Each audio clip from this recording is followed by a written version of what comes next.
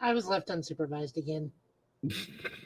Usually I use the good things as you got that. But no, but aside from that, guys, even though me and Joe are seasoned, as we like to say here, we do try to watch our language, but sometimes words do fly. At the same time, we do show a lot of movie trailers and video game trailers that might be graphic to some viewers, so viewer discretion is advised. Aside from that, welcome. So, well, we kind of thought we would have a nice, positive way of really introducing this week for our episode 137 of the GB podcast. But fortunately, very late evening yesterday, the world of anime and manga did unfortunately receive some very troubling, very grave news that me and Joe unfortunately have the displeasure of reporting, but it must be reported. Akira Toriyama. If you don't remember that, if you know that name, then you know the guy that basically gave us arguably one of the best animes, mangas out there, Dragon Ball Z, Dragon Ball Z Super. He did pass away. Land. Yeah, I mean, we can keep going down the list, but unfortunately, the legendary creator did pass away at 68. They said that he passed away from, what was it again, Joe? They say he passed away from an acute subdural hematoma. Yeah. So almost an acute brain bleed. Yeah. So again, the world of anime and manga is definitely rocked right now by this loss. He was a man that did take a lot of pride, a lot of joy in his craft, and we definitely did. I mean, let's be honest. If I mean, for a lot of us that saw Dragon Ball the first time got hooked. A lot of us that saw Dragon Ball Z the first time that got hooked. That saw Sandland got hooked. I mean, we can keep going. Those of us that saw Dragon Ball GT just kind of tilted our heads and squinted like, the hell. Yeah. So, you know, we could go down the list, but it's like the fact that this man really did influence the world of manga and anime as we know it is no longer with us. And to be honest, the best way that we could show this, guys, was possibly a trailer for Dragon Ball Z Kakarot. And yes, if you've seen the trailer, but the wording behind it is what we want you to pay attention to, because to be quite honest, guys, we all felt this way when we first saw Goku. So the best way to actually show it is to play it.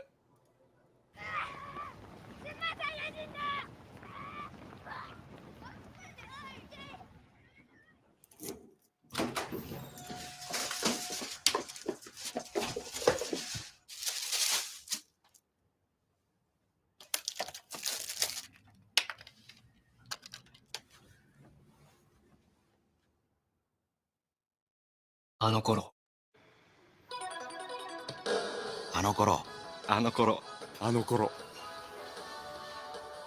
オープニングに胸がワクワクした。撃てるって本気で信じてた。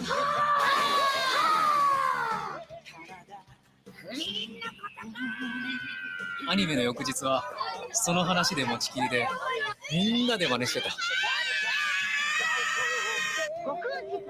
次回予告はかなりの衝撃。シス。今週のジャンプって入ってる。そう続きが知りたくて買いに走ったっけ。気のコントロール密かにやってたよな。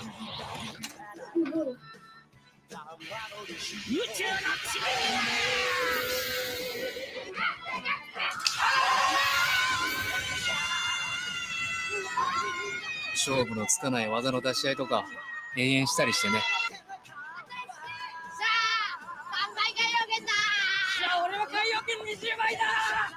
なんか自分まで強くなった気がしたんだよな。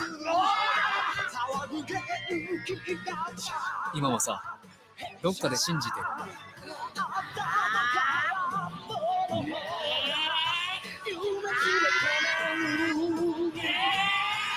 僕らはみんな孫悟空だ。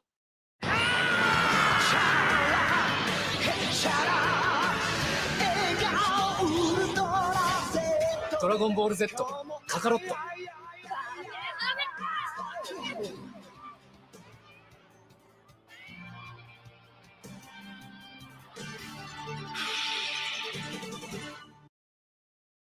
Now, I don't care who you are, really and truly, guys, even though that was a trailer for initially Project Kakarot when it came out, but the wording is still the same. I mean, tell me one person that didn't try to do a Kamehameha.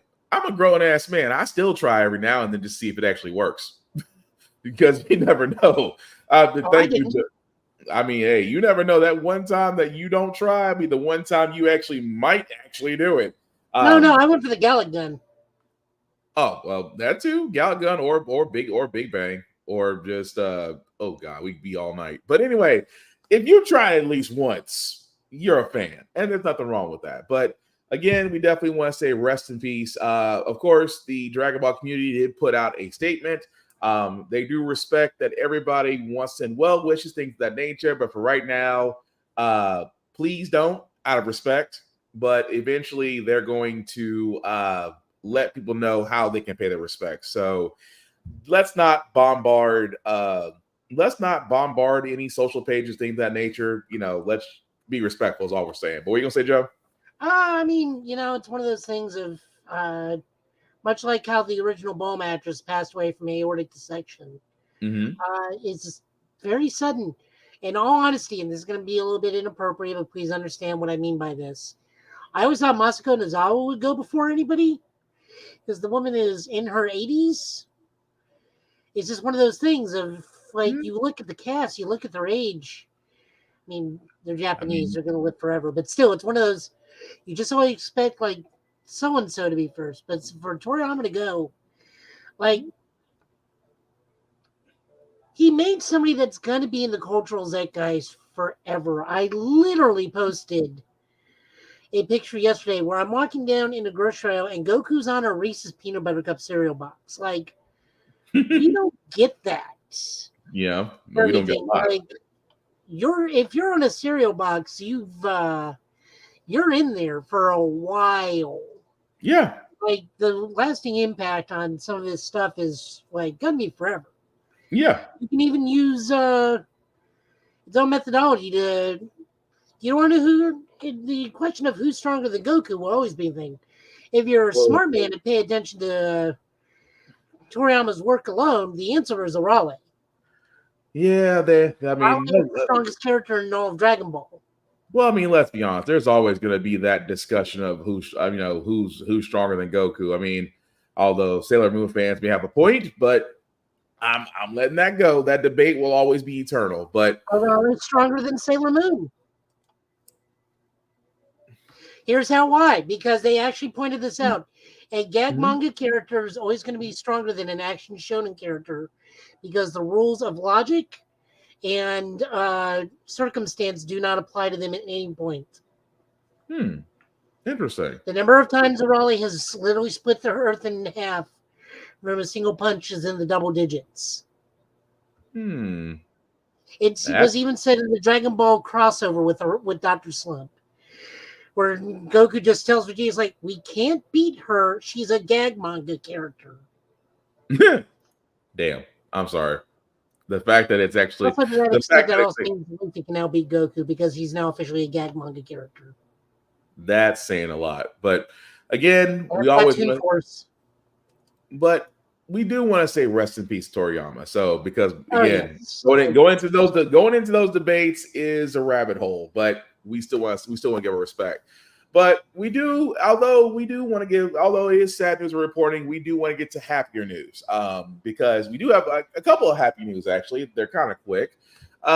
Me and Joe have both sat there and said that in the world of DC, or now known as the Gunverse, that, certain people that we saw on the CW-DC side would be great on the movie side, which still mystified us that you had great casting in TV that wouldn't transition to movies. Hence, Grant Gustin, again, the star of the show of The Flash on CW that did have success. It was always said that because of the issues with Ezra Miller and The Flash, or as my friend Chris Fury called it, Batman and Friends, that it was a doomed ship. Even though Michael Keaton was great, we still could have had the setup for Batman Beyond, but I digress. Anyway, Grant Gustin has always been put up in line to actually play the Flash because of his role in the CW. And then someone finally sat there and asked Grant Gustin, would you actually reprise your role as the Scarlet Speedster in Gunn's DC? Grant did sit there and say, if James Gunn asked me, I would come back as the Flash because it is a project that's very near and dear to his heart. Well, why are we talking about this? The reason why we're talking about this is because James Gunn has sat there, and again, I give the man credit where credit is due. If James Gunn is mentioned somewhere, a response is not too far off. And I do mean that because James Gunn has sat there and said that he would love to work with Grant Gustin as the Flash in an upcoming project. He said, quote unquote, Grant is an incredibly talented guy who I believe is now performing on Broadway. And is absolutely not going to waste because he's not currently in a DC project. But of course, I would love to work with him at some point. So that makes me happy because I think Gunn is really listening to the fans. At the same time, as we said before, me and Joe have both said this. We see nothing wrong with Grant Gustin being the Flash in the same sense that John Wesley Shipp, who played his father in the Flash, was a great pick of the Flash himself in the older TV series. But that's good. And again, I know everybody's like, well, he just said that he will work with him. I mean, but again, let's not forget, Gunn is still in the middle of the first chapter of DC, Gods and Monsters.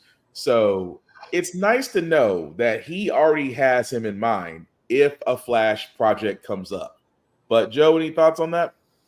I think the key wording there is wants to work with Grant Gustin. That doesn't necessarily mean in the Flash capacity. We already know that he wants to work with Jason Momoa, and all signs are leading to Lobo. Nothing is confirmed, but all signs are leading to Lobo. I'm going to go ahead and say you can cast Grant Gustin in numerous things, not necessarily just the Flash, but if it was the Flash, I would not cast him as Barry Allen again. I would definitely cast him as Wally West, but that's just me because let's face it, the CW Flash it's Wally's story. You just put Barry Allen's name on it. Yeah, I can see that, but no, I can still see him do Barry Allen, but I want to see the Barry Allen from the CW from seasons 1 through 3. I want that. I don't want anything after season 3 because after season 3 was like we are the Flash and all this stuff, and if you want to understand where I'm going from, guys, you would have to go back to our podcast previously where we said there's an issue with the Flash, that the fact that every episode after season 3 with the CW just made it feel like it was getting away from it. But seasons 1 through 3 of the Flash, perfect, can't knock it. But I do take a little bit of hope out of this because, again, we want to see Gunn succeed. We want to see, as DC fans, we want to see DC succeed. We really do. And again, when you have casting like the Flash out there, and dare I say, if Stephen Amell stops sounding salty, I wouldn't mind seeing him back as the Green Arrow. I really wouldn't. But, once he gets off his salty-ass high horse, come right along because you did a great Green Arrow, in my opinion.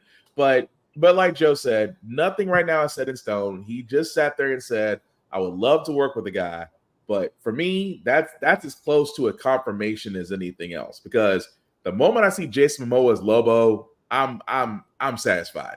I'm just gonna be honest about that. But again, like Joe said, I'm sorry, go ahead. No, go ahead. I mean, it's like the opposite side of the aisle where Zack Snyder just came out and said Batman's pointless if he doesn't kill people. It's like you have the mentality of a 12-year-old. You don't understand the character at all.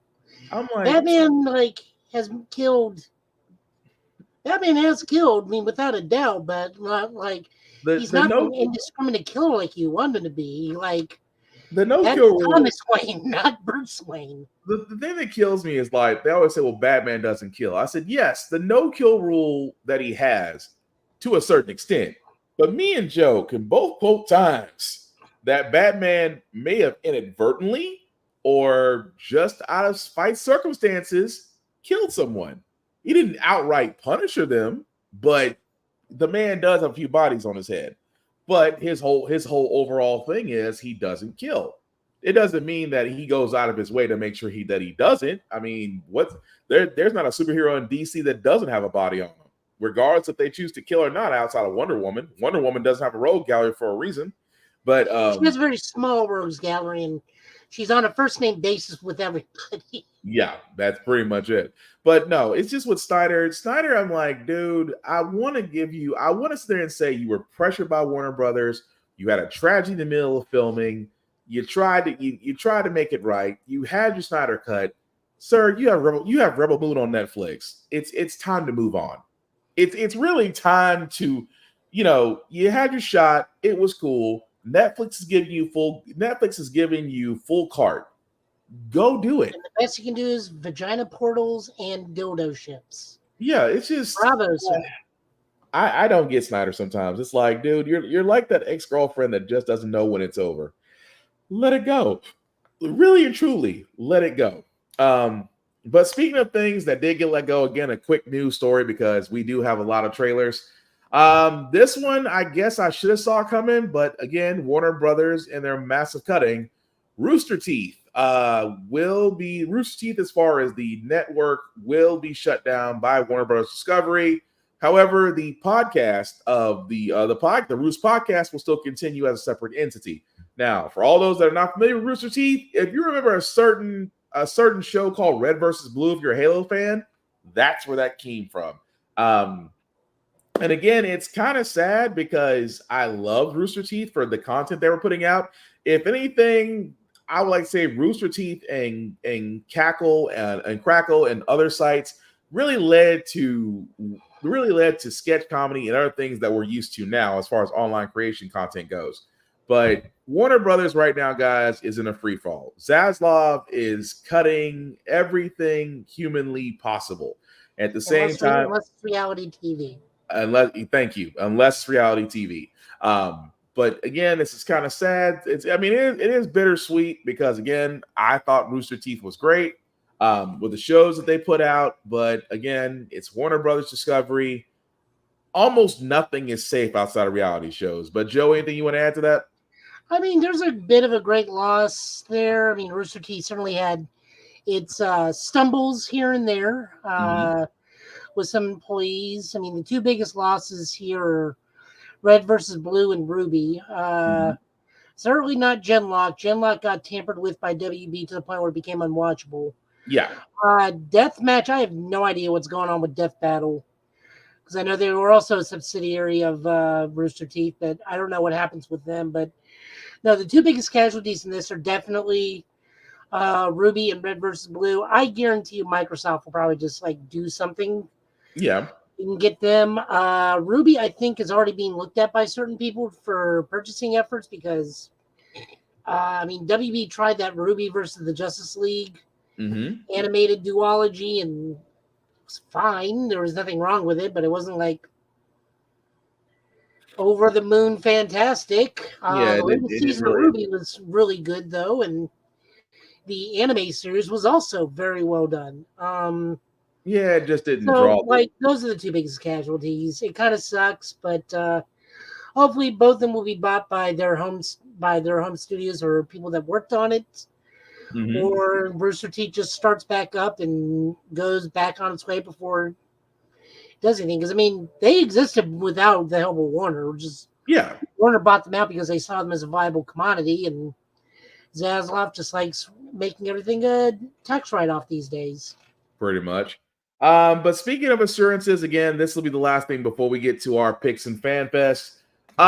This kind of goes without saying, but I guess it needs to be said because of us switching from DC to now switching to Marvel. But Imani Vellani assured is the word they're using by Marvel Studios that Miss Marvel will return. This is the part I struggle with because they're trying to say that the Marvels did not have an impact at the box office. However, if you look at Disney Plus and you look at Steelbook sales, the Marvels is cleaning up as far as viewership rates on Disney Plus, and you can't find a Steelbook DVD collection anywhere on the Marvels. Now, it could be the fact that a lot of people are now waking up to getting physical copies instead of digital. That's a whole nother discussion. But the fact that probably one of the most beloved characters in the MCU right now has to be informed. Now, keep in mind, me and Joe both said this. Not only is Miss Vellani, of course, Miss Marvel, Kamala Khan herself, she actually writes the comic book for Miss Marvel. She's actually one of the writers, which again, a great run that she's doing right now. But it is amazing that you have to be assured that Miss Marvel is going to return, considering the fact of how the Marvels ended. Which I'm like, why is this a story? We know she's gonna be back. We know that Marvel is trying to introduce the young, and again, spoiler alert if you haven't seen the end of the Marvels, we know at some point the Marvels is gonna try to introduce the Young Avengers, and that's fine. But we know that at this point, Kamala Khan's character is integral to the MCU as it stands. So I'm just like, why is this a thing? Because if anybody's job, in my opinion, outside of maybe Samuel L. Jackson, if anybody's job is safe in the MCU, Samuel Jackson is number one. Imani Vellani has to be number two. But I'm just like, Joe, am I reading too much into this, or is this just a slow news day for Marvel Comics? I mean, I wouldn't say it's a slow news day. It's just, we got a lot of recalibrating that Marvel has to do right now. I mean, they really gotta ship correct and whatnot. So telling certain cast members you're good is probably a good way to go. Like we know the Young Avengers, all different Avengers, or the Champions are coming at some point. There's like three different iterations of this that could happen.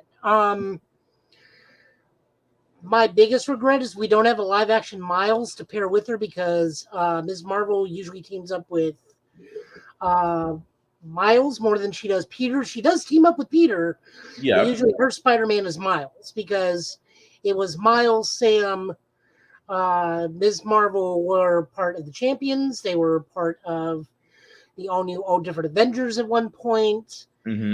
Kate Bishop was kind of here and there with the Young Avengers, but Ms. Marvel was not really a part of the Young Avengers. Yeah. So, I mean, but this is the MCU, so that could be their version. But it's just one of those, regrets we don't have Miles. But back to the Mon Vellani thing. I think she's going to be fine. Hopefully they'll do a season 2 soon. That way we can have that pigeon-headed mad scientist as her arch villain for the season. Or the Hydra reappears, because I know Hydra takes over Jersey City at one point. Yeah. There's so many things you can do with her. I would say the other safe person in Marvel would definitely be Mark Ruffalo, because, if you need a co-star, the Hulk is always there for you. Oh, yeah. Regardless if his son shows back up or not, that's a different story. That part. But, less said about Scar, the better. We don't talk about. I almost wanted to. We don't talk about Bruno for a second, but no. Yeah, I mean, you're right. It's just that it's amazing that assurances had to be said. But I do hope we do see a second season of Miss Marvel, because again, that was brilliantly written. But some things I'm like, does it really need to be said because of her popularity? But I digress. But anyway, before we get to our FanFest trailers, because we did have some picks of games that are coming up that we think you should pay attention to. Garfield the movie had a new trailer, and you know what? I was wondering how they're going to tell Garfield's story, and in this one, it looks it's kind of interesting. And when I mean interesting, I mean I didn't see this coming. It gives me hope.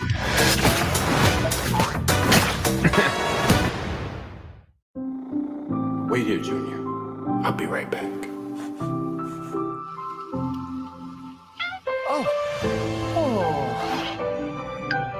You hungry, little guy?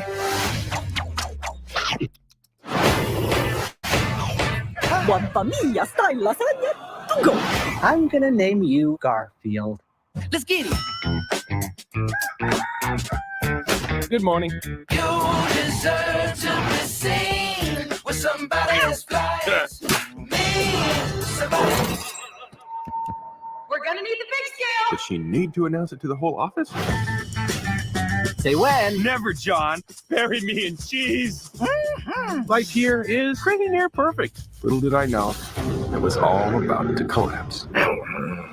Odie, I'm dreaming again. Slap me across the face. I think this is a case of mistaken identity. You must be looking for another gorgeous, lovable kitty cat. Big bag hunter with the phone. Got a big bag, drop it. Come on, Junior. You. This is Vic, my father. Welcome back, Victor. Listen, I need your help. Get them! I haven't seen you for years, and when I do, you're on the run from a deranged cat. We need to toughen you up. Hey, I know tough, Vic. You've obviously never been in an Olive Garden that's run out of breadsticks. Follow my lead. Oh, cheddar. Probably one of my top 26 favorite cheeses. My orange tabby and my dog are both missing. Your call is very important. There are 1,046 people ahead of you. Drop them now! We have to go save my dad. Oh, that cat's a goner. You think you can battle these villains on your own? If I don't make it back, tell my story. Hey, little mama, yeah, you heard about me. Ow, You heard about ow, me. ow. Part of me wants to help him. No, this is how he learns. No, please, no. Ow, it's so hot. Ow, it's really hurting. Ow, ow, ow. You saw nothing. And as you can see, guys, that is the Garfield movie, which will basically be out Memorial Day weekend. I'm sold. I'm sold anyway, regardless of Chris Pratt voicing it. But the fact that I was wondering how they were going to do his story and bring in his father, and then shout out to Odie, because Odie was waiting for the moment to slap Garfield, and that was years. That wasn't just moments. That was years of aggravation, that slap. But Joe, what did you think? My only complaint is that Garfield's mouth moves when he talks. Like, I understand this is a new thing, but for me, it's like for me and you, we were trained on all the specials and Garfield and Friends. The only time he physically moves his mouth is when he actually meows. Any other time, it's like internal monologue and just like pets knowing or John being mildly psychic, understanding what Garfield needs at all times. But like, that's one of those like, why is Garfield's mouth moving? You could save so much on your budget if you didn't make his mouth move. Fair enough. But no, it was definitely going to be good. Like I said, it comes out Memorial Day weekend, so we're definitely looking forward to that. So, IG Fanfest. Yes, it did happen a little bit late February. We are now getting to it. If you didn't know what IG was doing, IGN actually much like the Video Game Awards, much like Summer of Games, they do come out with a couple of games that are features, also as guests, things of that nature. Me and Joe actually looked at the games, and we actually took our picks. However, if you want to look at all the games, you can definitely go to IGN's YouTube page and check out all the trailers for the Fan Fest. We're only taking the ones that we think are pretty cool and that you should be paying attention to. But I'm gonna first start with I'm gonna start with this one of yours, Joe, about Dave the Diver with the Godzilla version. For all those that don't know, you want to explain about Dave the Diver before we play it? Dave the Diver is a diving simulator game that also you catch fish and then turn them into sushi.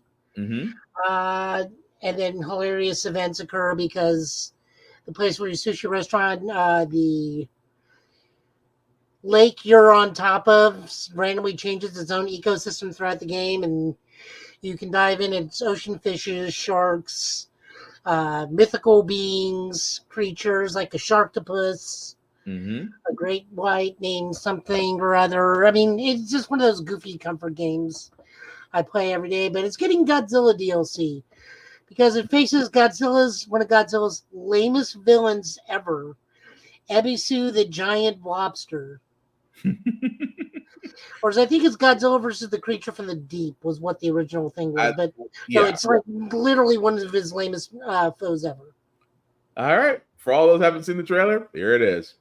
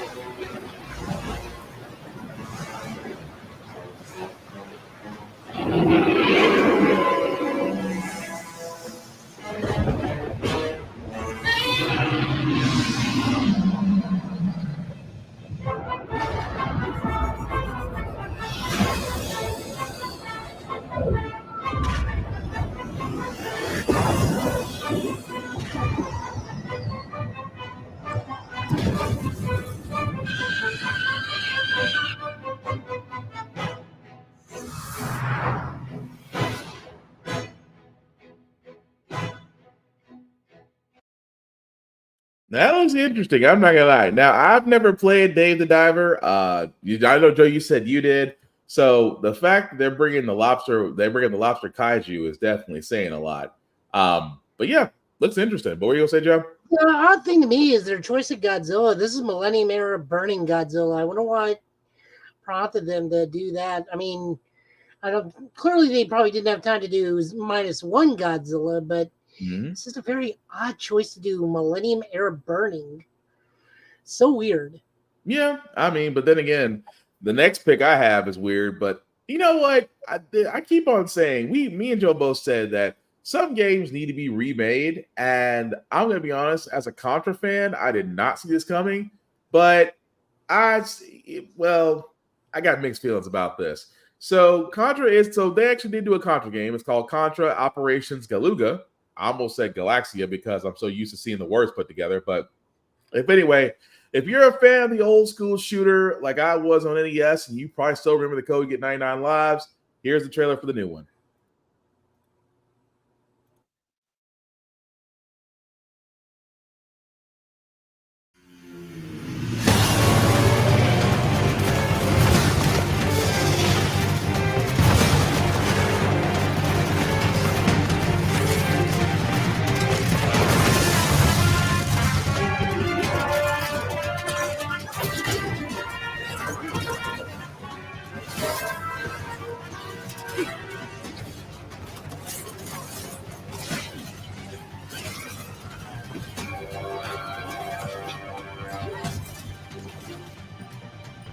A remote hideout, missing super soldiers, and a doomsday weapon.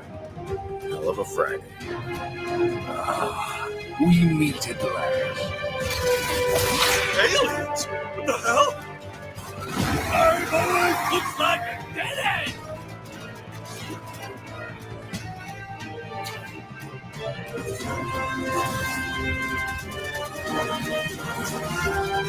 You want me to boy Contra? No! You cannot!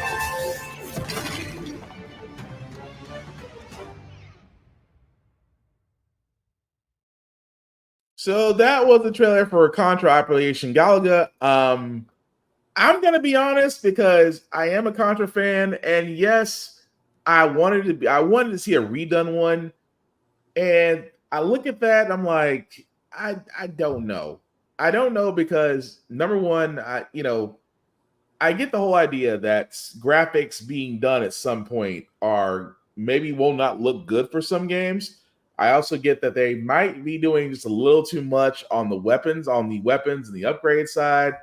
I love the fact that it's multiplayer. You can go from 2 players now to 4, which is great.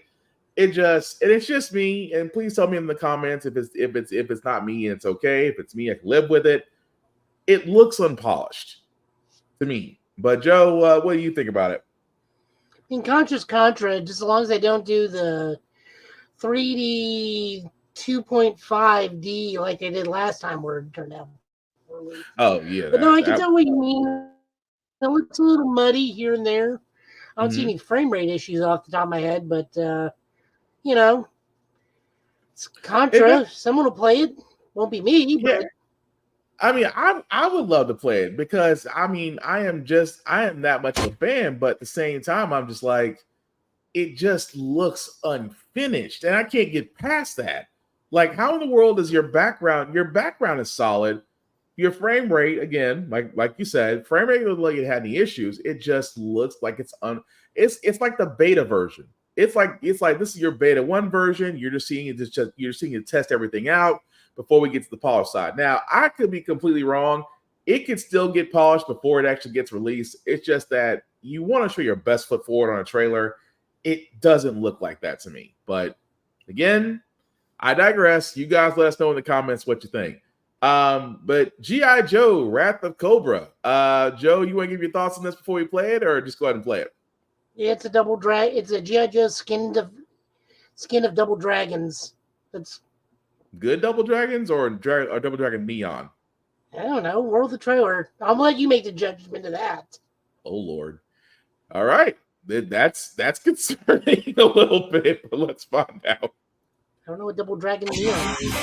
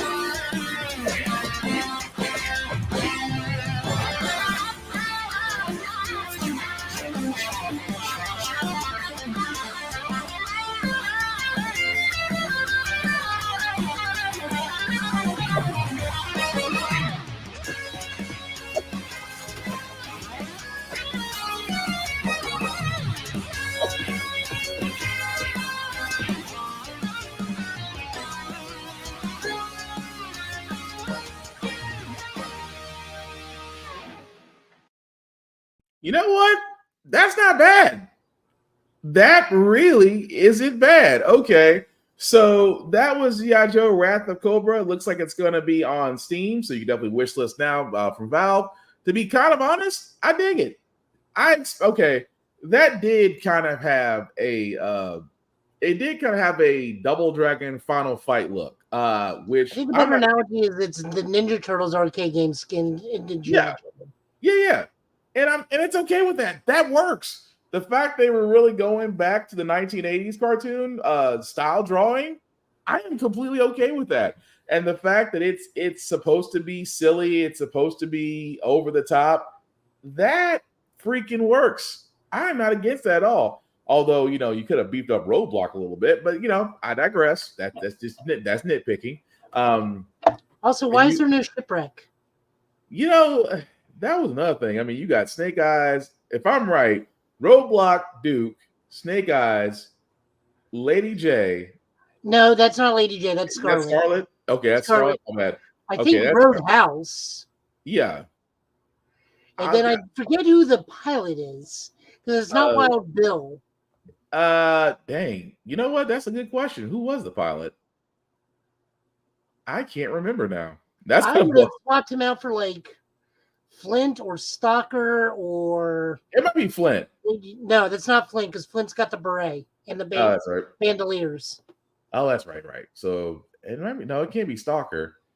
Stalker's black. Yeah, no, that's also it can't be Stalker because of that, but it'll come back to you. But anyway, it looks great. I can't knock it. If for a retro game, it looks great to me. So I'm definitely on board with that.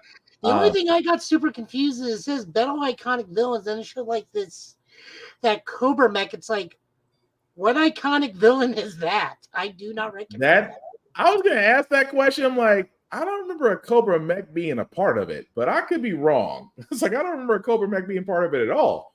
That was just after Serpentor takes over and the later seasons where they're directly tied to Cobra Law.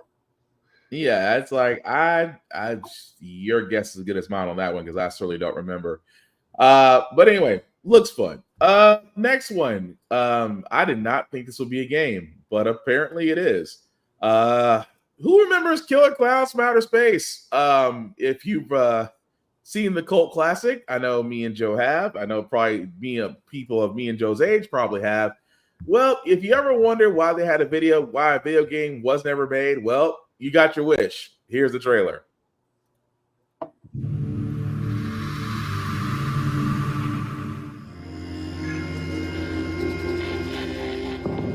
Wesker Newton, your truth bombardier here. We got us a kind of a clown invasion I thought only happened in Nevada deserts. The things a clown can do to a person's body, folks, it's depraved. It's disgusting. And often mighty creative.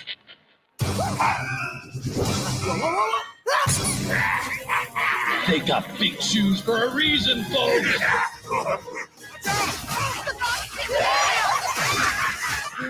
Don't make a ruckus. Those bat-eared bastards can hear you coming a mile away. Teamwork is life, amigos, and you have to stay alive to win. Hell yeah! Shit! Got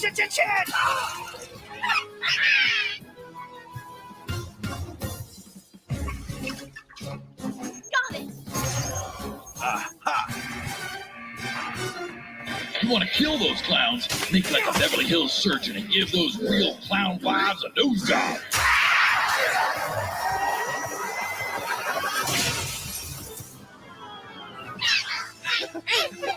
Clowns are here. Clowns are now.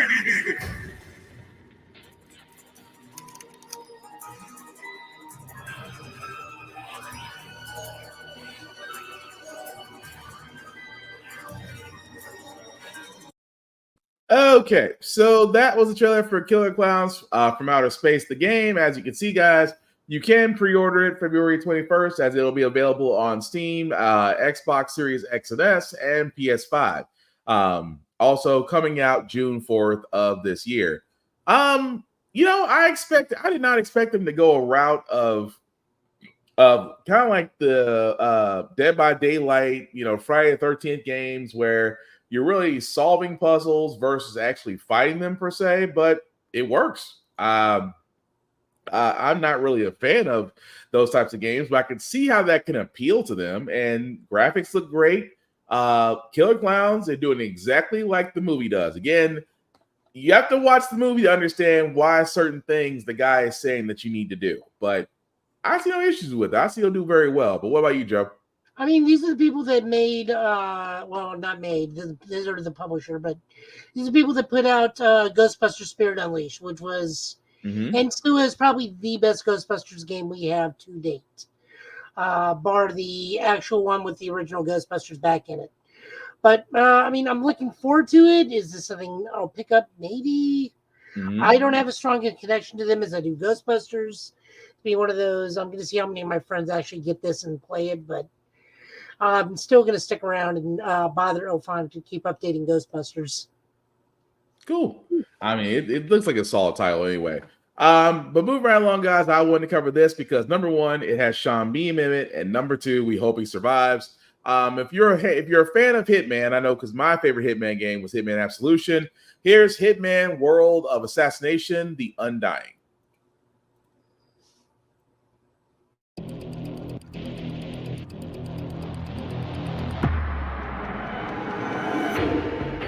Your target is Mark Faber, also known as the Undying, a disgraced former MI5 operative currently working as a freelance assassin. Faber has been confirmed killed by ICA agents more than a dozen times. On every occasion, he has managed to come back from the dead.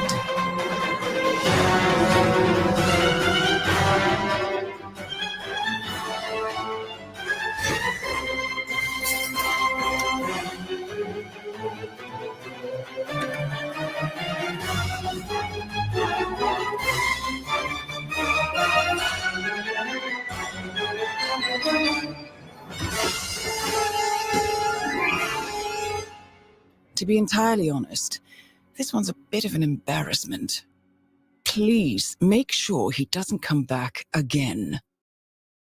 Is it really bad because it's a Sean Beam joke? I was like, dude, can you not stay alive in anything? But that's Hitman World of Assassination: The Undying, of course, featuring Sean Beam, who basically is the Undying. So apparently this guy just doesn't know when to quit. So I kind of feel bad because I like Sean Beam as an actor. I'm like, dude, can you not stay alive in anything? But otherwise, I've never seen a bad Hitman game. Again, Hitman is, if you don't know what Hitman is, it is basically how you decide to finish a contract per se. There's various ways to do it. I mean, you could do it silently, you could do it loudly. It depends upon you. But this looks like an adaptation to Hitman World of Assassinations. I'm probably gonna give it a shot when it comes out. But what do you think, Joe? I've never played a Hitman game. Oh, you never played? Oh, you know, it's interesting. So the fact of the concept of a Hitman game is interesting. But again, I love it. But I'm definitely gonna give that a shot when it comes out. But speaking of things I did not see coming, and Joe beat me to the punch on this because Rocket Knight Adventures, good freaking grief. When I say Rocket Knight, for all those that don't remember the glory days of gaming where you didn't have that many buttons, you didn't have that many triggers, but there was a game called Rocket Knight that it challenged you, but it was fun. And now you're actually getting the Respark Collect before we play the trailer. Huh? I said, any thoughts before we play the trailer? Oh no, it's just super old school. Mm-hmm. You said it was hard, it was fun, Mm-hmm. gorgeously animated. I can't remember if this was on the Genesis or this was the 32X. No, it was. Oh, I'm sorry, Rocket Knight. It was 32X.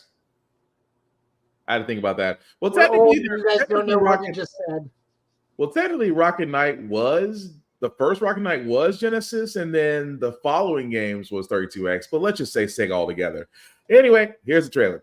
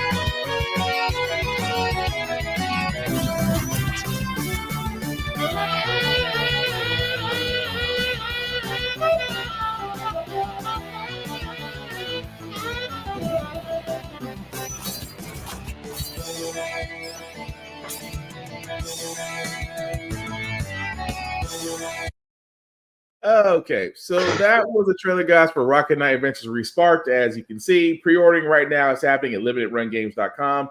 It will be available for the Switch, the PS5, and PS4.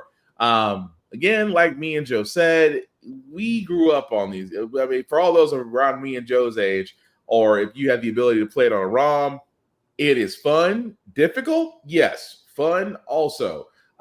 But that you're getting all these games, it's almost like it was repackaged the same way the Mega Man X collection was packaged. So you're actually getting a lot of great games with different modes on it that you really will enjoy. But again, I got no issues with it. I'm definitely picking that up when that becomes available. But definitely pre-order at limitedrungames.com for that. But Joe, anything else you want to add to Rocket Knight Adventures? No, it looks fantastic. It's Limited Run Games. They do good work. Cool. The other one we have, speaking of classics, Turbo Kid. For all those that don't remember the cult classic movie of Turbo Kid, it is definitely a classic, and it is weird, over the top, but fun. But they actually did a video game for it, and when I saw the trailer, I was like, I would give it a shot. Here's the trailer for Turbo Kid.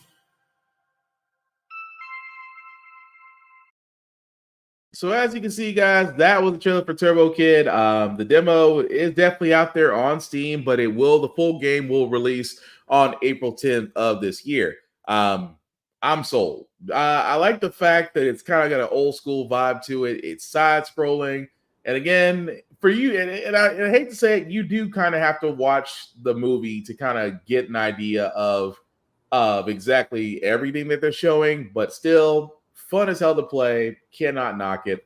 But Joe, what do you think of Turbo Kid? It's currently a Metroidvania. Mm-hmm. It's only going to be out on Steam, so I don't think I'll be getting it. But yeah, it looks nice. Oh, cool. I'll tell you what else looks nice though. You have to explain Bo the Path of the Teal Lotus, because when I saw this, first off, it's freaking beautiful. But anything you want to say before we play the trailer? It has foxes. It definitely does have that.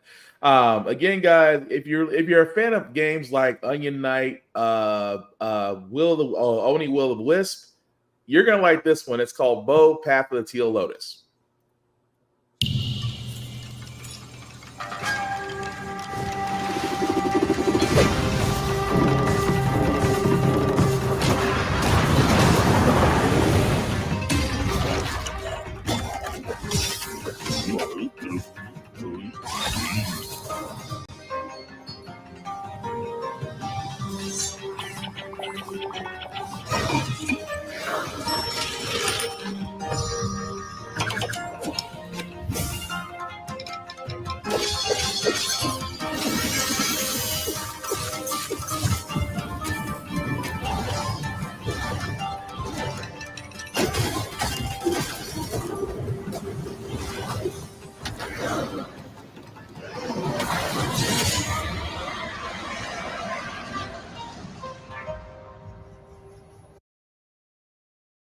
Holy crap. Well, that was Bo Path of the Teal Lotus, guys. As you can see, you can wishlist it now. It will be available on Nintendo Switch, PS5, Xbox Series X, and Steam. That is a lot. And yeah, I am definitely getting Oni, Will o' the Wisp, Okami vibes from it. But I like it. I really do like it. I like the play. I like the flow of it. And I say that because some games, you can tell some games have a certain flow mechanic to it, and I love the one on this one. But I'm sold. I know Joe. No, I am too. Yeah, What you just said: the flow, the speed, the movement, the momentum. You just constantly going, constantly moving. I like the fact that they use dioramas. Is it possibly like summons or skills or something? Yeah, that was interesting. Yeah, that's why. No, go ahead. What are you gonna say? I was correcting myself. Daramakas. Yeah, but I mean, yeah, it definitely looks cool. So I'm definitely down for that. The next one, guys, again, this was a surprise to me because when I first saw the name, I was like, the name doesn't really grab me. So I always say don't judge a book by its cover, which I'm glad I didn't, because if I did, I would have missed out on this. This next trailer is called Flintlock: The Siege of Dawn, and I'll let you guys be the judges on if you keep up with it or not.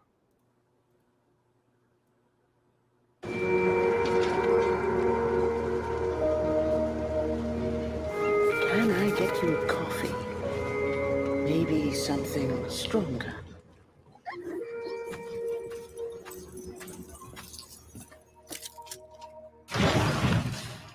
Take care, good host.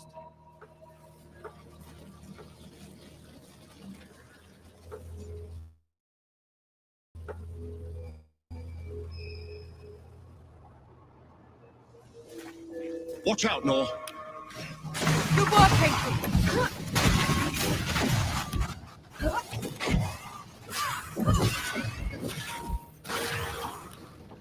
Come on, then.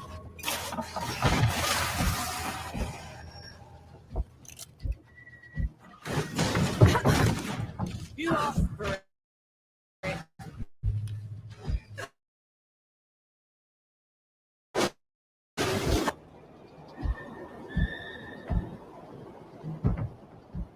Is it me, or do those statues look like you? They were probably inspired by one of my visits. I traveled to the above when the great below got too much to bear.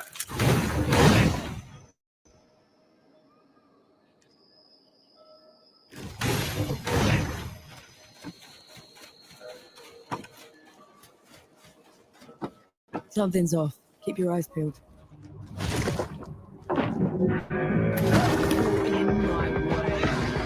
Persist, Nor.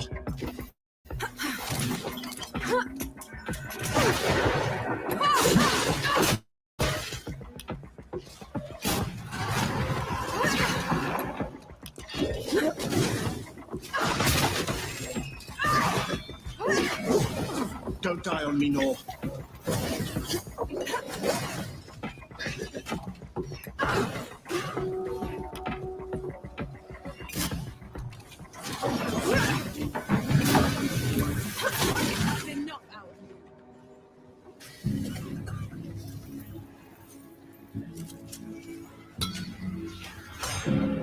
Ready to fly when you are.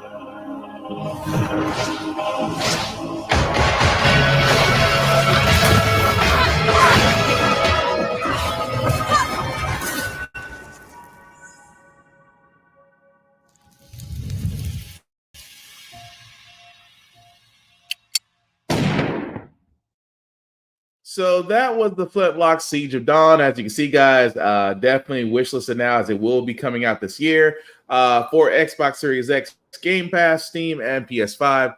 The first time I looked at this, I was really getting a little bit of God of War, a little bit of really Castlevania Lords of Shadow, but I mean, it looks like it's gonna be fun. It got my attention with the whole gameplay of it all, but I dig it. Joe, what do you think? I guess on my end, the video was like the audio was great, but the video was like really rough, so I couldn't really make out what was going on. Not your fault. I just think it was the video itself being bad on the internet. It looks like you're a fairly straightforward action platformer. I just hope it doesn't go the way that last time they did it. Sony put out with Forspoken? the Animal Companion. Yeah, Forspoken. Hopefully it doesn't turn out to be a new Forspoken. I hope it's not, because I really did have a lot of hope for Forspoken, but the fact of how everything, how it all wound up, it really, again, kind of soured it all. But I'm hoping for Flintlock Siege of Dawn, it's going to be better. But I mean, it has the potential to be. But like I said, it could be another Forspoken. I hope it's not, just because it looks like it has enough meat on the bone to actually make it solid. But speaking of solid, I got to ask you about this one, Joe. Dungeons of Hinterberg. I have never. I mean, say what? It just looked pretty, so I gave it to you. I was going to ask about this because the name, the name of it all, and how the animation it looks, guys. Let me play it. You'll see why I was slightly confused for a second. But here's the trailer for Dungeons of Hinterberg. Join us in Hinterberg, Austria's hidden gem, where relaxation meets monster-slaying adventure. It's the only choice for the discerning traveler.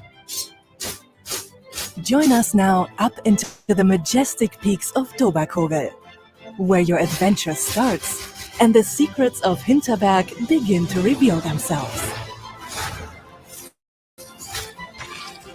If you thought the mountains had a lot to offer, wait until you see the fantastical forests of Hinterwald.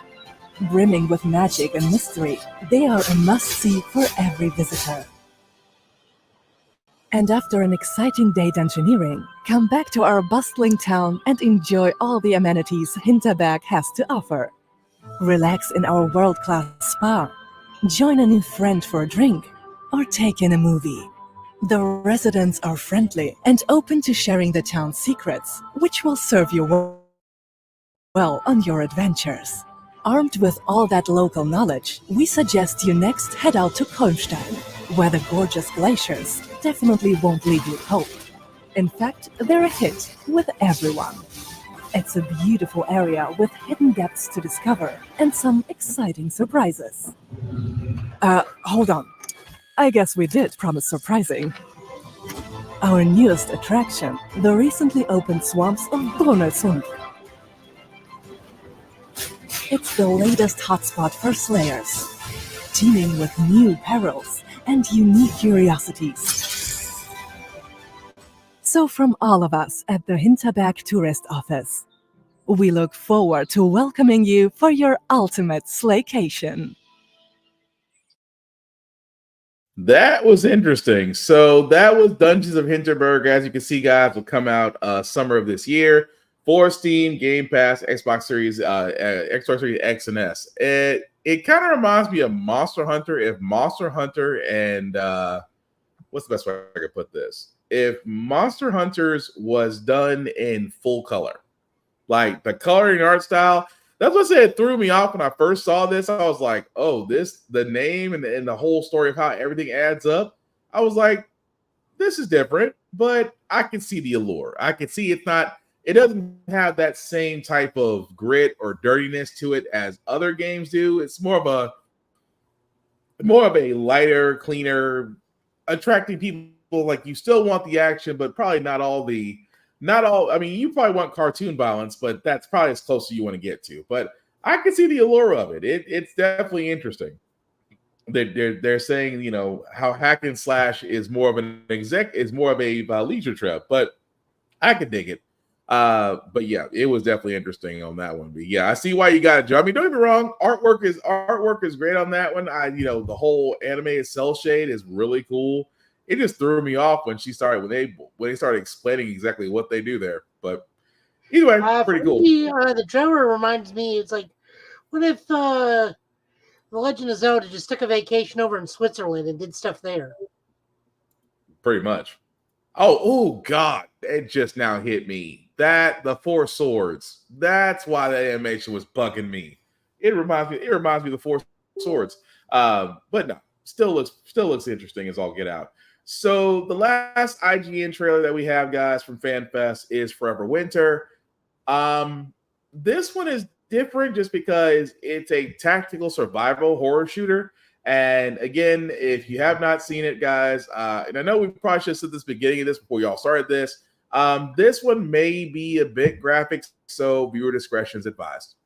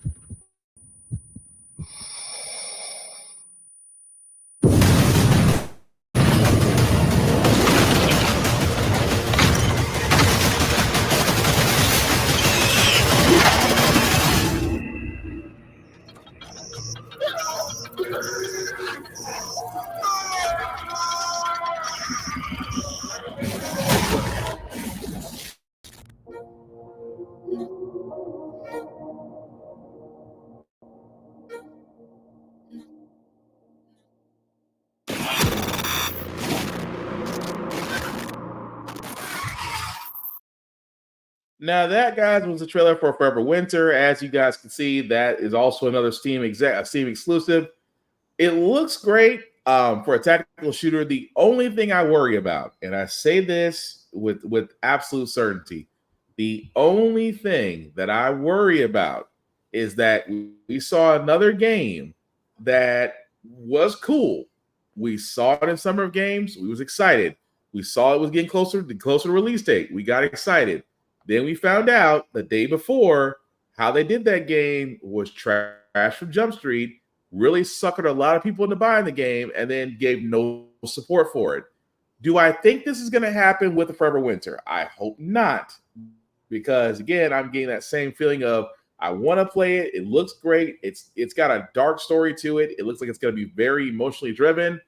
I'm looking forward to it. I just hope it's not another day before game. But Joe, any thoughts on that? It looks like a generic apocalypse shooter to me. Yeah, I mean, I can get that too, but I'm looking forward to that. But again, that was the trailers from FanFest, guys, that we had. There are plenty more out there. If you want to definitely check them out, definitely go to the IGN YouTube page and be able to go from there. But we do got some other news before we get to our Fallout trailer and then on to our comic book pulls of the week.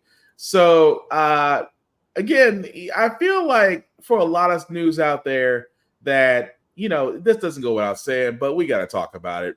X-Men 97 was released. And of course, if you've watched people that gave reviews on X-Men, the first thing they're going to sit there and say is X-Men is woke.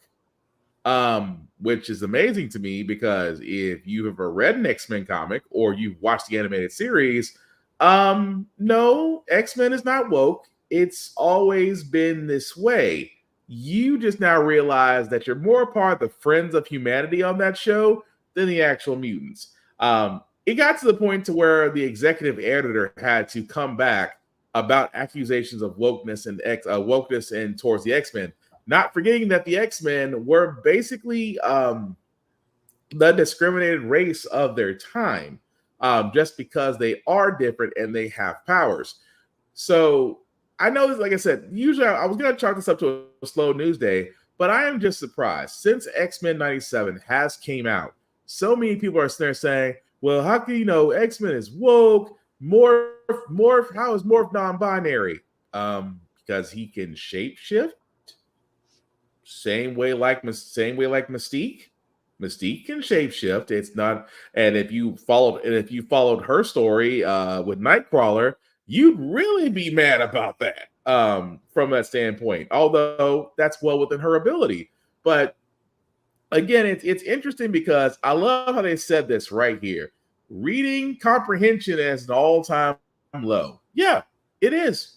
Because if you've never seen the X-Men, then you already know it's not about wokeness. It is literally about how people are different, are viewed, and sometimes hunted. Hence why Magneto and Professor X, if you wonder why they sound like two certain civil rights leader figures, it's because they were based on them. Again, X-Men is not woke. This is not new, but it seems to be new for people that are just now jumping on the board, jumping on the X-Men train and not realizing this is how it's always been. But Joe, any thoughts on that? As much as I applaud Tom Brevoort for doing this, this is one of those I wish he wouldn't feed the trolls because, you know, interacting with him just brings out more and more and more. I know that this got screened by screeners. The show itself does not actually come out until March 20th, which is not too far away. We already have the title announcements for the episodes. I don't get people sometimes. Like, we know this. In all honesty, we knew this was coming because we've been saying, we can't wait until they announce X-Men so that everybody can say how woke it is and not completely misunderstand the message of X-Men. Yeah. This was Stanley's outlet for minority discrimination in 1963 when this came out, along with the other creators of it. I mean, Chris Claremont was very, very straightforward in what he wanted during his phenomenal run in there. The key to X-Men has always been about discrimination and treatment of minorities and mistreatment of the misunderstood or the unknown. So, like, I don't get people. Like, At this point, we're just using that. It's the phrase. It's from Princess Bride. You keep using that word, and I don't think it means what you think it means. Pretty much. Like, But yeah. No, go the ahead. whole Go ahead. non-binary thing is the stupidest thing in the world because he's a shapeshifter. He can identify as anything he wants. Just because they're using the amorphous face from the Exiles now as opposed to his human face that he presented the whole way through. I mean, half of that was because I don't even think the Exiles was a thing at that point. No. So, like, they didn't really have, like, they knew who Morph was. He was a toss-away character. It's like, one of the other characters that became really big only in Exiles, but he was like a toss-away character in the X-Men. The one who could, like, absorb powers and then, like, keep a set of 5 powers, so he had all 5 powers of the X-Men for Mimic. That's what I'm thinking of. Oh, yeah. Okay. I was like, wait a minute. Like, You're not... Yeah, No, so it's like, this just annoys the crap out of me because people just, like, prove that people will complain about anything and they don't understand what they're complaining about. Pretty much. But again, you shouldn't be surprised. I mean, if you're surprised at this point, whoo, boy, there's going to be some stories that are going to about next minute. They're just going to just have you just all over annoyed from your mom's basement. And I'll say this much. For those of us that are X-Men fans, we know what the book's really about. It's how messy a breakup is. It's how 2 middle-aged men break up and make their breakup the mess of everybody. Bring everybody in their business. That's the core thing of the X-Men. Although Magneto was right. Magneto was right the entire time. Matt Isengard, or Eric Lisher, or Magneto, or whatever we're calling him this year, he was right. Like, maybe not to the point of the exterminate doing what was done to him to that extent, but he was right. Oh well, yeah, but yeah, it's like why I agree with Megatron half this time. And sometimes peace through tyranny is the only way things work. Maybe not to that extent, but also, he got lost. Megatron got lost in his cause, but he got better. That is true. But other quick news before we get to our Fallout trailer, guys. Again, we should not be surprised by this. PlayStation is issuing refunds for Suicide Squad Kill the Justice League because of technical issues, of bugs, live service fails. PlayStation is even arguing that if you did do a request for a refund, more than likely it is going to be recredited back to your account. And I feel bad for Suicide Squad Kill the Justice League because it had so much promise coming from Rocksteady, coming from the Arkhamverse series. You think that they would have had this nailed, but again, various issues, deadlines that had to be met. The live service that tried to go along with the game failed horribly. Everybody had guns, which again didn't make any sense considering 2 of the characters are not really gun users. And let's not even get started on the story that they went with in the game. Again, it was a massive train wreck from the beginning. So I get the fact that PlayStation right now is trying to kind of go about face. They're trying to save it. They're trying to, salvage the wreck from this. But ultimately, if you wait long enough, Kill the Justice League will probably be on PlayStation Plus. That's all I'm saying. But Joe, any thoughts? I mean, the only other time they've done this, just flat out hand out refunds, was Cyberpunk 2077 in the PS4 version. But I mean, this gets on. There's another story that kind of ties into this is the WB executives are doubling down on the live service, despite the fact that your live service game tanked. But your one-and-done AAA light IP single-player game brought you $1 billion. Hogwarts Legacy brought you guys $1 billion, but you're going to tank that to continue with live service, which is a failing trend in the game industry, unless it's an FCG. And even then, we got so many people griping about Tekken Store, but they don't understand certain things about fighting games are function a little bit differently than other DLC. Like a lot of times, and I don't have insider information. This is all my perspective of how the game industry works, but I follow enough gaming related people to where I feel like I can say this comfortably and not sound like an idiot. Okay. Fighting games, their DLC is needed to fund the next character in line for DLC, or in some case, storyline expansion. But even then, it's very minimal. Or implement new stages, new characters, which is why we pay real money for costumes and whatnot. But like a AAA DLC is probably planned along with the game. Like the new Spider-Man DLC, the new Spider-Man patch just dropped. They gave us new suits, new game plus, and a whole bunch of other implements. Accidentally leaked some trophies for the upcoming Beetle DLC. We knew about that a while ago. Our buying the game did not fund. Did not entirely fund the DLC. The DLC was planned from Jump Street. It's going to come in threes like it did the last one. Harry Potter is getting DLC now, but I mean, the game was not solely dependent on funds for its DLC. Not like fighting games. Like the reason why we have to have stores is so that they can have the additional funds to plot out seasons to make additional characters and stages. Doubling down on a live service trend, which is bad, is I'm not going to buy your battle pass. If I buy a third-person shooting game, I'm not going to buy your battle pass. I'm just not. I don't care what kind of boost you give it to me. I just bought Helldivers 2 because I got it $20 off because of that PlayStation All-Stars thing. So the thing was only like $24.99. I'm not going to buy the battle pass because... But Helldivers 2 is so fun to play. I'm sorry. I'm sorry. It is.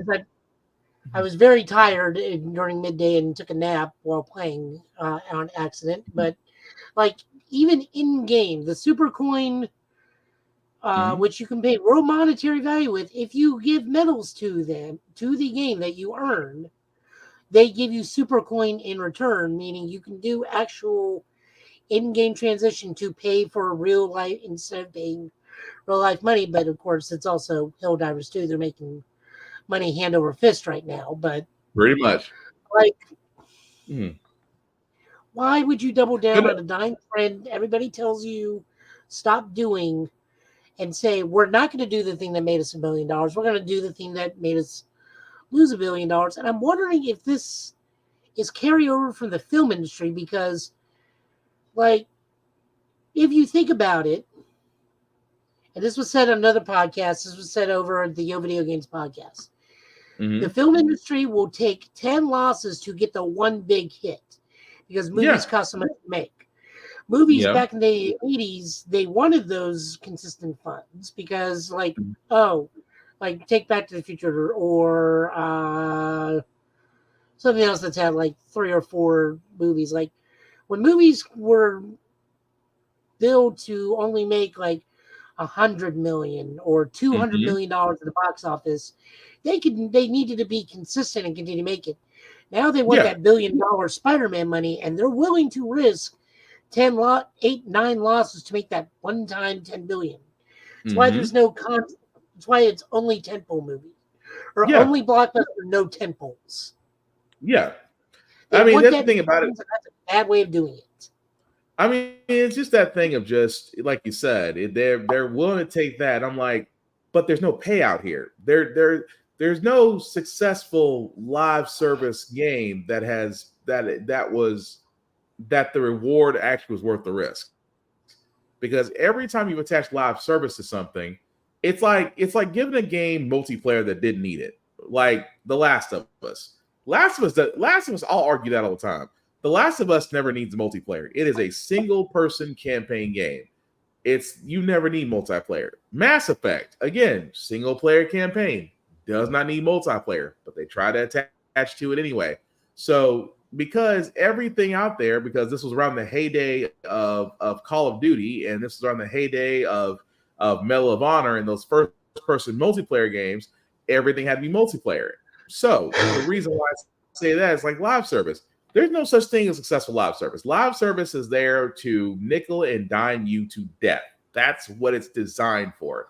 It is designed for microtransactions, and it is designed to basically really run your pockets. So again, the fact that, you know, Warner Brother Games just seems to just be on this makes me cringe, because anytime you now see other games that are coming out that are associated with Warner Brothers, do you even want to give it the time of day? Because Suicide Squad, when we first saw the trailers, we first saw the trailers for it. It was great. It was awesome. But as gameplay came out, as testing betas came out, it just didn't bode well. So again, we already told them no once. Yeah, we already told them no once. Remember Metaverses? Yeah, I remember that, and that was another one, another live service that didn't do well. Yeah, they had to pull their open beta down to fix it and re-release the product in a better stage at an indeterminate time. But they were more than willing to sell a battle pass that no one wanted for an open beta. Yeah, think about that. I mean, crazy enough, that's the messed up part. But Warner Brothers is never going to learn. I've kind of just chalked it up to that. But again, I digress. But the last two stories we got before we get to Fallout, guys. Again, I'm kind of looking forward to what DC is going to do with this one for their crossover series, Absolute Power. For all those that don't know, DC is having an epic sort of crossover series called Absolute Power, in which this does involve Amanda Waller, who basically says that she, of course, for all those who don't know who Amanda Waller is, or know of the character, she basically is going to make good on the fact that she wants to rid the world of metahumans, but she's going to do so with help from Failsafe and the Brainiac Queen, in which she's going to steal the powers of every metahuman on Earth. So from that premise, it makes me want to read it, just because Amanda Waller, of course, for all those who know about Failsafe was in the, I want to say, next to recent run of Batman. No, he's still going. Oh, it's still going. Okay, the current run of Batman. Thank you.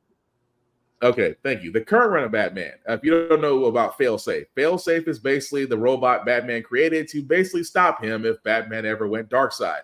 So and again, me and Joe kind of reviewed a few issues of Batman where it did include Failsafe, and it did include Zorin and Raw. So again, go back to our other podcast episodes if you want to catch that. But the fact that Failsafe and the Brainiac Queen will both be a part of this makes me want to actually read this and see where they go with the story. This is basically going to be the team of writer Mark Waid and Anistan Mora. But again, I'm down with this. What about you, Joe? I mean, this is DC's counter programming to Marvel's Blood Hunt, but they got Mark Waid, of very famous thing. If you don't know who he is, he single-handedly made The Flash one of the most popular characters in the 90s with his legendary Wally run. No pun intended. He is currently working on one of the best books DC is putting out right now, which is Batman Superman's World Finest. Dan Mora, we've sung the praises of that man many a time. The principal artist on Power Rangers. This has just been going good. I like that they still have that cohesion, because Amanda Waller has been the big bad in multiple DC formats for quite a while now, and the fact that she's leaping up to the big league in the forefront just shows how much faith they have in her to be a consistent villain. Yeah.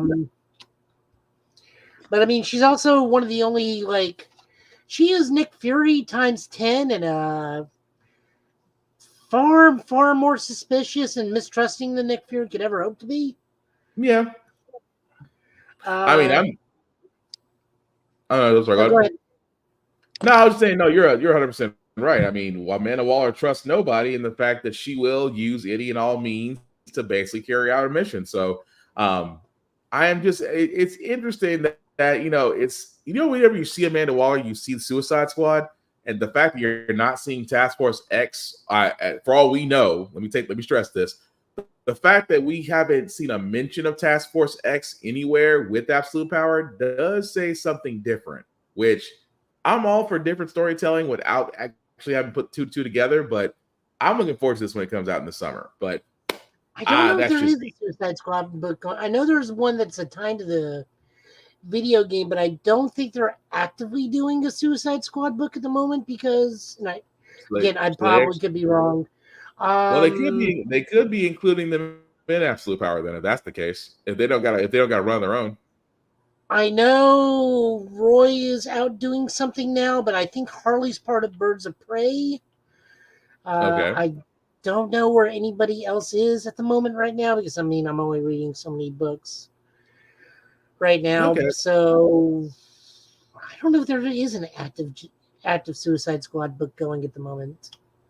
No, that's good. That'll be good to know. But like I said, we got this. We got the summer to find out, so we'll definitely know about that. But Joe, I do got to ask you about this one because you have stumbled on something new. What if Watchmen had 6 Dr. Manhattans? So, sir, could you explain to those? Because again, I know I read a little bit about this, and I'm kind of interested. But what is the power fantasy, sir? Oh, this. So HBO, it means X-Men. So Kieran Gillian's is getting a new book. For those completely unaware, Kieran Gillian has been one of the 3 British brains of the X-Men franchise right now. I just wanted to promote this because Kieran Gillian is a solid writer, and I feel like he deserves all the credit in the world. So this is just promoting his new book, the series, The Power Fantasy with Casper Wingard. Okay. The artist. So that's all this really is. I just want to bring this attention. I will probably definitely look into it. We'll definitely give it a shot like we do everything else that comes along that I think would be good book to read or show some form of representation. And already we got 1, 2, possibly 3, 4 people of color in the book already. Well, but I like the premise that they're not really superheroes, but at the same time, they kind of have this kind of, I'm not gonna say lackluster toward helping humanity, but it's different. And again, if they're trying to put in the world of Watchmen, Watchmen definitely had some gray area superheroes, and then you had some darker ones. So this makes me really look forward to this as far as this Power Fantasy series. But I like the premise of it all. I really do. When you have the power of the god, you just kind of get bored with the mundane things of life. Remember, Doom's been a god twice and gave it up both times. Well, once because he was just literally bored with it, and the second time is because Miles gave Molecule Man a cheeseburger. So yeah, that is also true. But we're definitely looking for that book release when it comes out, and like we usually do on our comic pull list, we'll definitely add it there. So, Fallout. Fallout, guys, of course, we did play the trailer for it when we first saw it, but as we get closer to the release, they did come out with a new trailer for Fallout, and I do have to stress this very heavily. This is Amazon Prime. This is not for kids. Viewer discretion is advised.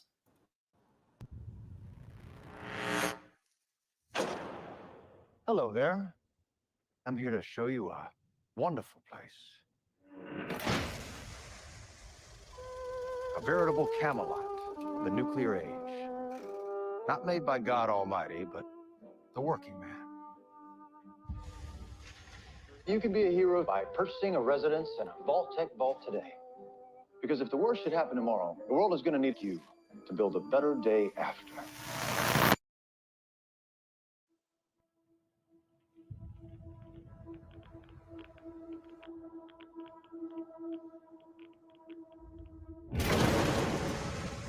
The mission of the vaults should be important to everyone.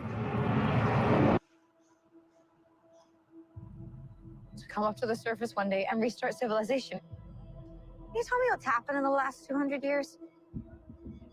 Holy shit. You're an actual vault dweller. I am. I thought all you dipshits were dead. What you're doing is insane. I don't set the world. It isn't like the vault out there. It's big. I just want to start. I've had a rough week. Practically every person I've met up here has tried to kill me. I'm simply going to harvest your organs. In my You need to go home. You come from a world of rules, of laws. You should not be alone. Why did you join the Brotherhood? To hurt the people who hurt me? People are going to come after you. Ain't much stage cleanup here, Volty.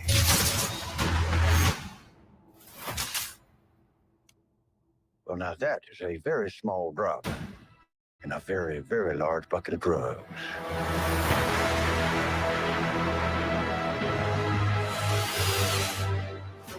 You look out at this wasteland, looks like chaos, but there's always somebody behind the wheel.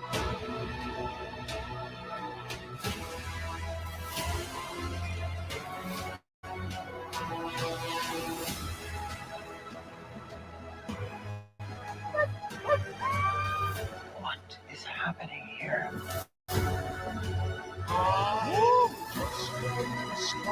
Everyone wants to save the world. They just agree on how.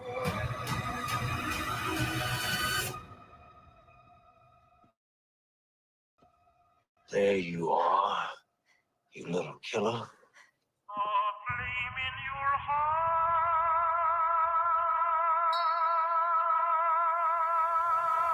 And that, guys, was the trailer for Fallout. As you can see, will be coming out very soon, April the 11th.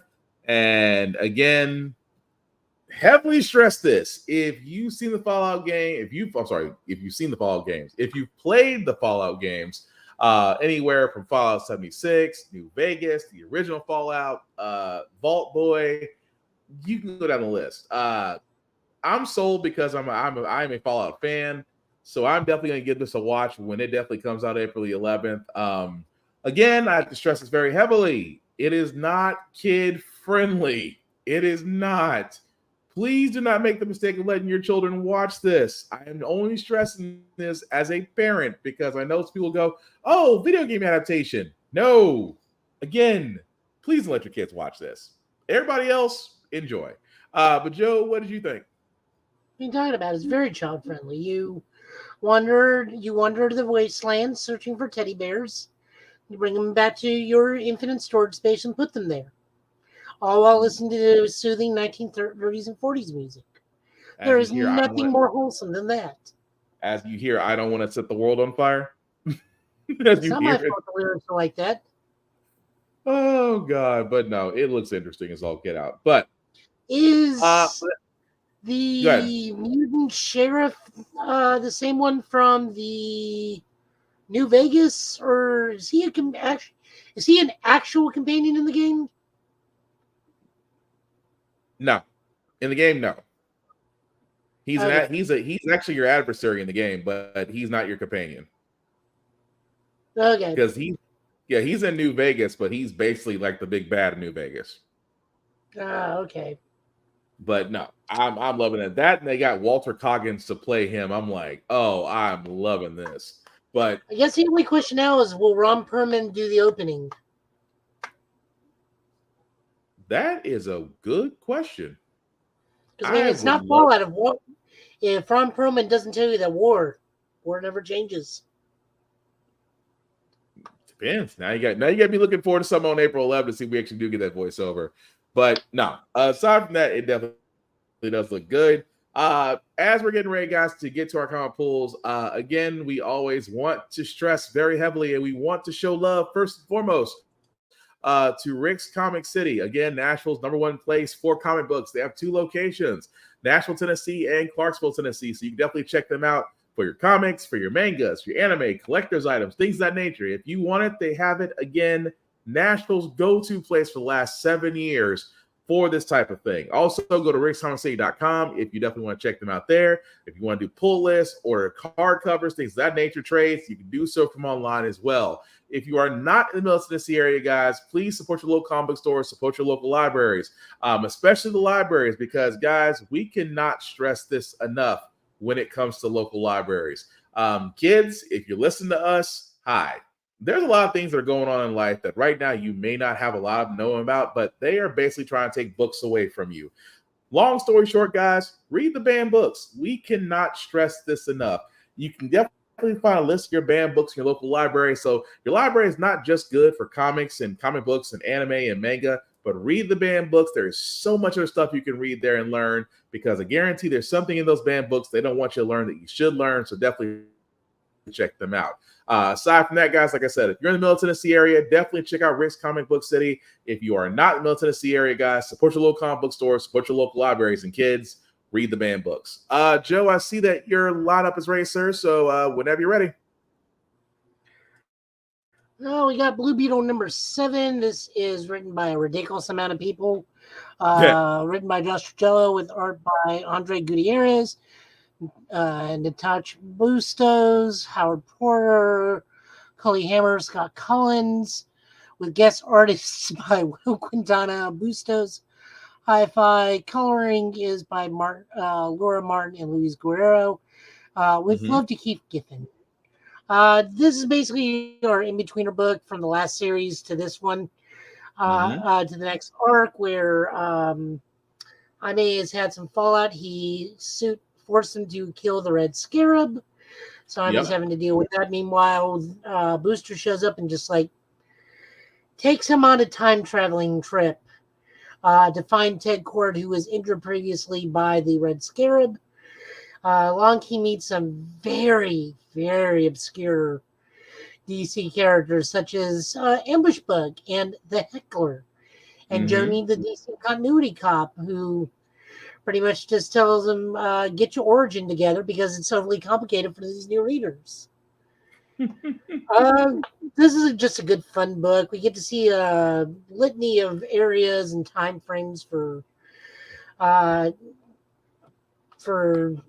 to go visit. He visits the Bwahaha era, the Legion era, talks to his mom, and all sorts of fun things. It was a fun read. Nice little intro, nice little filler issue, but also kind of answers some stuff.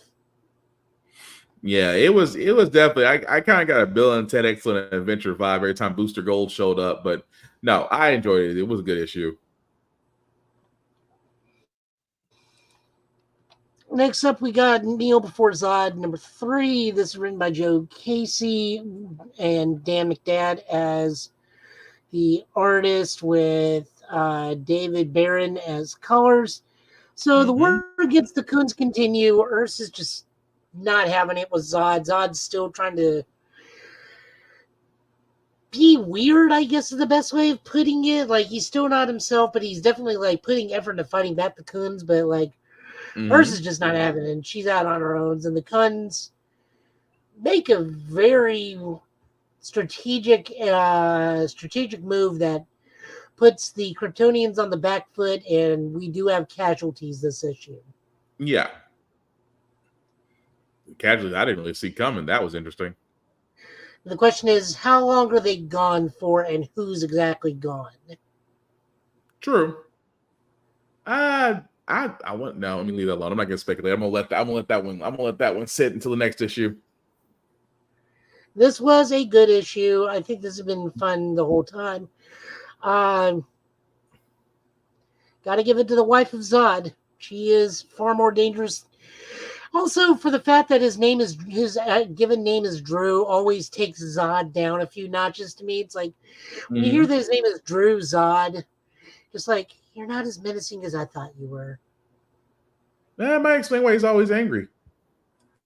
When a name like that might explain his anger level, but just saying. It's like in the Drew Carey episode where you hear his full name. Drew Allison Carey's like, his mom was hoping for a girl.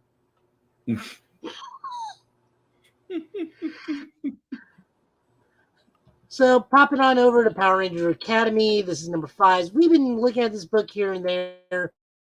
This is dealing with the fall of the last issue, where Sage, our main character, along with cadets from her class, go to the planet to see if they can obtain power coins or some form of morphing ability. 2 of her friends do. One person breaks his leg, and one of her dorm roommates just does not, while the other one becomes the Black Ranger.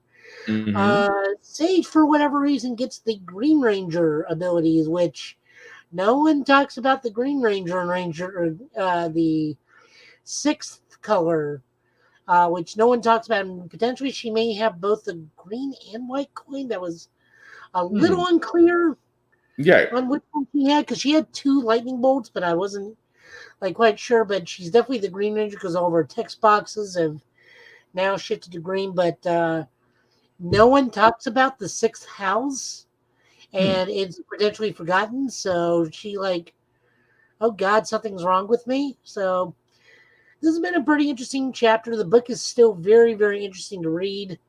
The only problem I'm really going to hate is they're going to end up doing a liar revealed plot here soon because she's passing it off because one of her friends is very down on herself that she did not get the ability to morph. So she's playing off as nope, didn't work for me either. We're best buddies. While the other one that got the Black Ranger ability is are you moving out to the Black Chroma house? Right. Nah, we don't shift until 2nd year. We're still 1st years. That's still interesting, but no, it was a little bit long. I will say this issue was a little bit long, but I mean, there was a ton of info dumping. Yeah. Especially with the teacher that knew her dad. Man, that thing was just are you just Space Billy Cranston or what? Right. Moving on over into Marvel, we got Doctor Strange, written by Jed McKay and art by Pascal Ferro with colors by Heather Moore. So, remember when D&D was 1980 Satanic Panic? That is literally the plot of this episode because he even brings it up. Supposedly, they found some random kids found the one copy of D&D, which actually does leave a portal to the human realm that makes the whole city of New York into a game, and Doctor Strange must assemble a new era of secret defenders according to the board game rules. So he is the sorcerer. He must get a warrior, a priest, and a thief. So we get Taskmaster, Hunter's Moon, and Black Cat. That is still interesting. And the fact that the costumes afterwards, it's hey, we gotta play by the world's rules. Taskmaster was all. It was his wife. It's who are these horrible people? Why do you know another one with white hair? And then Felicia opens her mouth. She's like, never mind. She is horrible. He's she was her. You want to talk about somebody was arrested assured? That was funny. She's like, never mind. I thought, she's no threat to me at all. Good God. But no, it was definitely funny. Taskmaster was the one that was gung-ho about everything. Taskmaster. Taskmaster was like, oh, cool. It's just hack and slash? Cool. I was like, I like his actual reasoning, too. It's oh, I just got to go in and do this. Wait, you're joining just like that? It's oh, yeah, no, you don't get it. Villains will pay me money and just leave me out there to rot. But if you guys need me, which I've worked with you guys on the right side of the law before, remember Avengers Academy, you won't allow me to die because it will be on your conscience. And it'll be oh, he was a villain, but he didn't deserve it. Woe is him, the cruel devil. But it's funny where it's God dang it, his logic makes sense. It's God dang it. It's you can't really leave him because you'll have that survival skill. And he's and that's what I'm banking on. It's that's why you'll let me die. But no, I want to keep up with this because I really want to see where they go with this. It's it's D&D with Doctor Strange, but it works. Somehow it works. I like Hunter's Moon. It's oh, Marco do a favor. All right, I'm down. That's literally the crux of Hunter's Moon in this. Who's in a all-black version of Mr. Knight. I don't think I've ever seen him in that attire before. No, that's the first time I've seen it. I don't think I want to say you're probably right. I've never really seen him. I've never really seen the Hunter's Moon version of Mr. Knight. So I have to agree with that. Yep. So moving on over, we got She-Hulk number 6. This is written by Rainbow Rowell with art by Ig Guerrera and colors by D. Cafini. She-Hulk just takes a vacation in outer space with her boyfriend because her minor tussle with other Hulks not related to her and the arrival of her cousin forced her to take a 2-week sabbatical so it does not damage the law firm that she's with. And since the most beautiful and most ugly humans are without a home, and Mm-hmm. just like, yeah, just stay here. We're going to go to space for a couple weeks, have some fun. Go to a place where Jack is always topped off so we can have our fun. Okay. Yeah, because I mean, it does make sense. If you're gonna go somewhere, you might as well go somewhere you could soak up radiation, not gamma. I mean, you can't knock that. So, all in all, good book. Art's still fantastic. It's just a fun read. The She-Hulk run is fun. It is fun and pretty to look at. Moving on over to less fun thing, actually very fun things, but to quote Mr. Wynn from Hey Arnold, it's very creepy. Mm-hmm. So this is Ultimate X-Men, written and art by Peach Momoko, script adaptation by Jack Davison, Davison, and I guess she also did colors too. So Ultimate X-Men in this universe is going to be predominantly in Japan. This is, I forget what her name is. I know it's Armor, but I forget her actual name. No, I forgot that. I was going by Armor. That and the Susano just kept on messing with me. I'll let that go. This came before Susano. Still can't let it go, but go ahead. Hisako Ichiki. This is a tale of how she gets her powers and starts up the X-Men in Japan.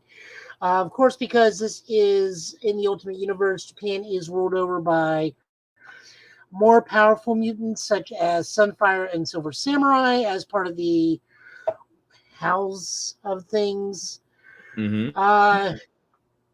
This is a very Junji Ito style comic book, but Peach Momoko, that woman can draw like nobody's business in such gorgeous watercolor style books. The crux of this issue is we're getting to know I just forgot her name again. That Hisako. fast? I think it should be you remember Hisako's from Killer Instinct. Yeah, and I was gonna say Hisako. I'm like that. Don't know about that'd be different. Though if you want to call her a killer gunshot. So Hisako is going to school with friends and gets a note from his mysterious boy. We learn that this potentially may be the ghost of a boy that committed suicide due to bullying. Although to me, the way this is represented, I wonder if this is like this universe's version of the Shadow King, because very, very Junji Ito vibes on the main villain for this book right off the bat. So it's Hisako manifesting her powers for the first time. As she, as I'd like to say, Truck-kun tried his best, but for this time, he did not get to Isekai a kid. Yeah, makes sense. But still the armor. Yeah. Still the armor. I'm sorry. I can't get my mind is stuck on the armor, but go ahead. I do like that the book also gave a lexicon about certain things in Japan, such as the Amore, various type of terms, what the representation of the second button off a male student uniform is, the 5 yen coin, the Gain Sandal charm, the flute charm, the fan-shaped charm. It was just very, very helpful from Peach Momoko to give these things because, this is very, very in-depth Japanese culture. Yeah. You very rarely deal with. Even in some animes, you don't deal with this much cultural lexicon as normal stuff. So there's that. Next issue will be moving. Saka will meet her first member of her X-Men team, which is Summer Storm or Spring Storm, which is the Ultimate Universe Storm's protege. So that one, I really enjoyed this. Little creeped out, but because I'm not a big horror person, did not expect to see certain things in this book the way they're represented. But her style lends very well to horror very easily. I mean, don't get me wrong. It did definitely have a horror vibe to it, but I did kind of dig it, considering the fact of how I was kind of curious to see how they would do Ultimate X-Men, considering the fact that we just started Black Panther and now we started Black Panther and Spider-Man. Both have been exceptional runs so far for their issues. So I am definitely not disappointed in Ultimate X-Men, the issue 1 that came out. So I got no complaints. They can keep up with this type of storytelling. And like you said, show some things about Japanese culture, which I did not know. So I did get a little bit of learning out of this too. So I'm pleased. I liked it. Oh, yeah. Moving on over, we got X-Men 32. This is written by Jerry Duggan with art by Phil Noto, meaning Joe automatically bought this book. I mean, I was going to get the book anyways. It's X-Men, but, it's Phil Noto. Anytime Phil Noto pops up, I get it. We're just taking a peek in. The fall of Orchis is still going on. We see where Lockheed's at. We're getting in touch with one of my favorite people of the X-Men, Magic. She is storming an Orchis base, trying to figure out how to get the nanobots out of her to cure her because she knows something's wrong with her powers because she can't access them, and she is dying from it. But that doesn't mean she's not going to leave just a long trail of bodies right all the way through Norch's base to get it. I love that Polaris comes in still holding a cup of coffee. I wonder if that's the same cup of coffee she had last time from Fall of X #2, where she shows up in nowhere and raids their canteen. If it is the same one, for it to be terrible coffee, she's still sipping on that same cup. Look, beggars can't be choosers. I drink hospital coffee all the time. I still have never heard of lines prior to Royal Coffee until I worked in the hospital. Stuff is terrible, but drinkable. As long as you put half a cup of water in there. Damn, that's kind of bad. Oh, it's rough. The other thing we learn is Emma is rolling around trying to free more mutants with her wonderful wedding gift from Tony, her repulsor ray brass knuckles, where I'm fairly certain she murders 2 people in this issue. Oh, yeah. That did kind of look like that was a fatality. I'm not going to lie. Oh, yeah. It looks like she just vaporized the upper torso of 2 people with her knuckles. I do like this, oh, it's Emma Frost. We got psi inhibitors and everything. We're fine. Oh, darling. It's oh, well, I mean, they protect against blast. They place a repulsor blast. It's not even the stun version. The wild part is it wasn't even the stun version. It was the full-on just, I'm throwing everything at you version. Just, Jesus. And that's the Marvel vs. Capcom. Here's one for baby. Yeah. I'll put it that way. About right. Always a fantastic book. God, I love this stuff so much. But it's especially good because wonderful art. It's my favorite character. It's most of my favorite characters in Polaris and Magic. So I like how they discuss why they weren't at the gala. It's oh, portal fritzed out. I couldn't get there. What about you? Depression. Damn. Feel bad about not going. Now I'm glad I didn't. It's talk about dodging a bullet, literally. By the way, also, guys, seriously, depression is not something to laugh about. But in this thing, it was a humorous way to address something. But we do at GitBit do recommend to seek help and assistance if you are dealing with depression. Please not do the Deadpool version.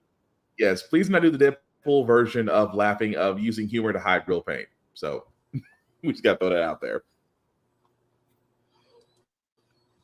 And then Book of the Week, Spectacular Spider-Man. This is written by Greg Wasman with art, thankfully, by Humberto Ramos. Inker is Victor Olazaba, coloring by Edgar Delgado. I miss good Spider-Man so much, and now we have it. Accurately drawn Spider-Man? I mean, Humberto Ramos single-handedly did all of Spider Island, so... I'm sorry. I just had to message you on that one. I'm sorry. Oh, no, you're not messing with me. I'm agreeing with you. We also get to see in this book returning cast characters, such as Jashawn Nugent from when Peter was hanging around with Flash Thompson since Flash had just gotten his Agent Venom powers. Some of Miles' cast comes back with Keenan Kong, come back as a barista. God bless Peter, trying to become a regular after 12 weeks. It's still so good. We get to meet the good Warren brother of the Warren family of doctors. Who I think he is like a legitimate good guy. But we also get to deal with a giant Hulk version of the Jackal. Yeah. A messed up version of the Jackal. It's like, when did he get wings? It's like, apparently he decided to mix his DNA with a bird. But, I mean, the most important thing is this was a good book. It was very well written. The art was fantastic. No one looked blocky. No one looked like their arm had armor or scales on it. I could tell who people were. I mean, it's not that John Romita Jr. is making people look similar. It's just, I can't deal with his art anymore. I just can't. He just can't draw people. He can't draw certain characters. Let's just say his ability to draw certain characters is lacking. Again, I bet that man can draw a fantastic Hulk. And we see what his artwork used to be like. It was spectacular. Just simply amazing. I am making Spider-Man puns on purpose, but that's because how good his art used to be. Now, not so much. Humberto Ramos, on the other hand, I mean, he's doing the cover work here. This looks fantastic. Yeah. The character interactions with Greg Weisman, for those unaware, this is that Greg Weisman. Gargoyles Greg Weisman, Young Justice Greg Weisman, Spectacular Spider-Man Greg Weisman. He is writing this book, which is why the dialogue and the story is consistent and funny and snappy and moving. But still funny. It's like, well, how do we meet up? How do we do this? I'm like, it's funny, the whole thing of, okay, so we meet up and we just happen to talk and drink coffee, pretty much. So we're not going to talk about anything else? Nah, it's going to be depressing. Even up here where they are telling their stories, I love Miles, Mike gave me all the same abilities, but also the ability to camouflage and a bioelectric charge that I can use to, like a sting or form a sword. Peter, that's unfair, but anyways. The pettiness of it. That was the petty side in the intro, but no, it was definitely the best part is the ordering the coffee, and it's like, wait, how did he get yours right the first time? I used the app. Peter's like, you do things the easy way. He's like, how do you know that? How do you know you'll be a regular? I said, are we doing a whole coffee bit about how to order coffee, and we're seeing the old generation versus the new generation right now? I was like, so Peter has finally reached the boomer stage. Damn. Yep. And like Miles, finally, after it's like, finally, I'm a regular. Yes, after 12 weeks. Quiet, you. That's still petty. But no, it was a good issue. I liked it. Yes, we will only be looking at this Spider-Man book for a while. At least until the Ben and Kane book come out. Yeah.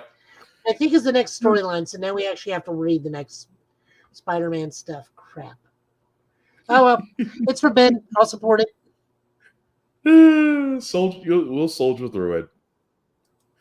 It's still funny.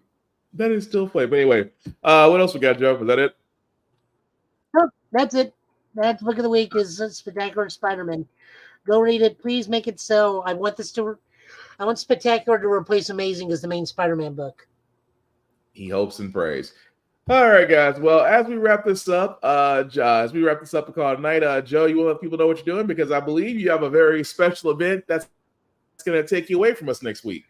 Yeah, I'll be in New York City with the rest of the Tennessee Ghostbusters. We are going to be at the premiere of Frozen Empire, I plan on carrying a small mirror to make sure Paul Rudd is not actually a vampire. We will be all over the place doing like film tours and seeing the firehouse, seeing the Statue of Liberty, eating. I will be living off dollar slice pizza and whatever fish I can get my hands on, since I'm in an ocean bound state. Yeah. So there's that.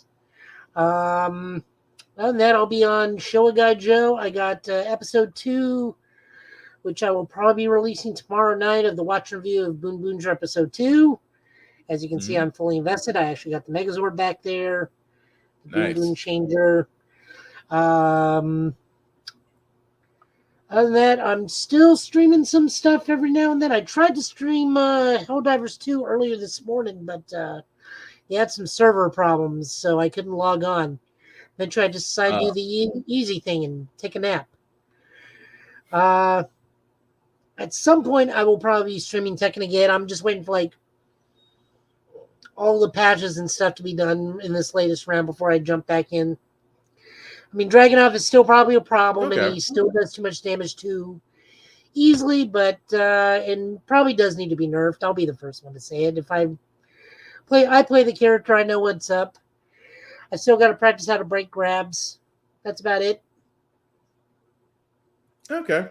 All right. Well, with that also being said, guys, definitely do check out for Joe, and I'm kind of jealous that he'll be able to see Ghostbusters Frozen Empire up close and personal, and going to see whether or not Paul Rudd's a vampire. My money's on yes. But anyway, we want to do some shameless plugging before we do get out of here, guys. I do want to shout out to my buddy Vaughn at BigBZA and all social media. Definitely check out his YouTube page and his music page for beats for practically anything, but definitely check him out, BigBZA on all social media. Let me not also forget about Blur Station, guys. Again, it is a conglomerate that myself and others are a part of, that again is where people of color can actually enjoy anime, mangas, original shows like Issue 1, where comic book creators try to get their first issues of their comics printed.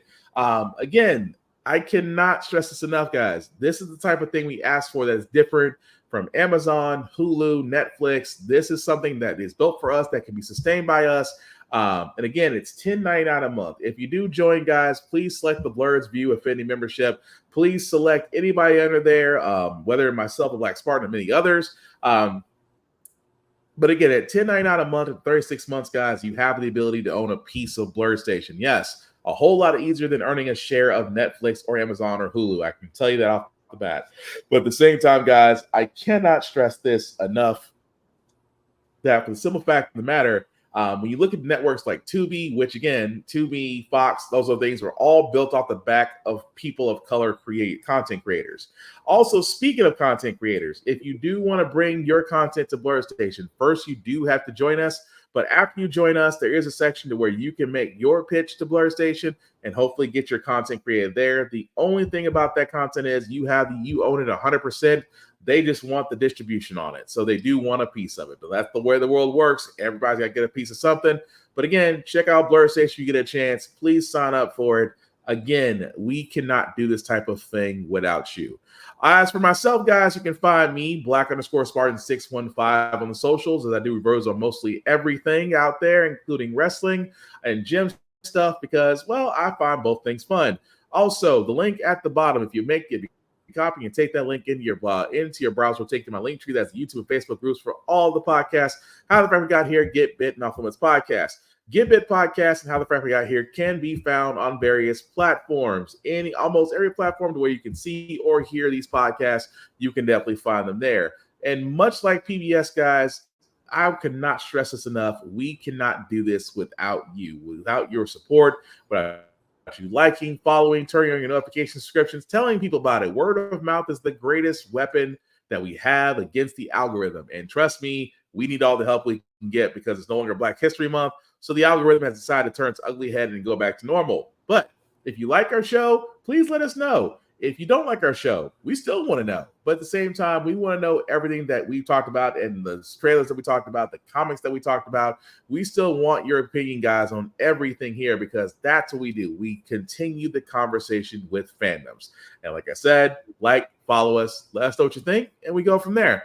But as we wrap this up, guys, we will definitely be back here. Same GitBit time, same GitBit channel. Joe will probably try to see if he can sneak in something while he's up there in New York for the Ghostbusters Frozen Empire premiere. We'll try. If not, then he'll be back with us the week after next to explain everything that happened up there and whether or not Paul Rudd's a vampire. But as far as the show, guys, we'll be back here. Same GitBit time, same GitBit channel. And again, all we ask for, guys, is share what you know, share the show. Let us know. That's all we ask. But Joe, any last words we call tonight, sir? I'm very tired.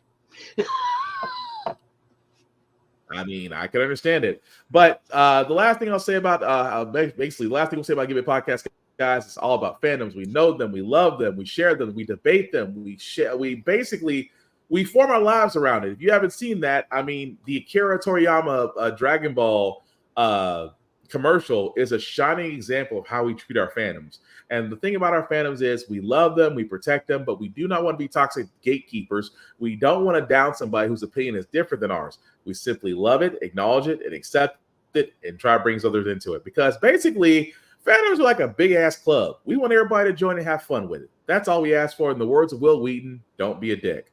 But with that being said, guys, we're definitely going to call tonight. We thank you all who watched, who liked, who shared, who let This Is Notices live. We certainly appreciate it all. We will definitely see you guys back here next Friday.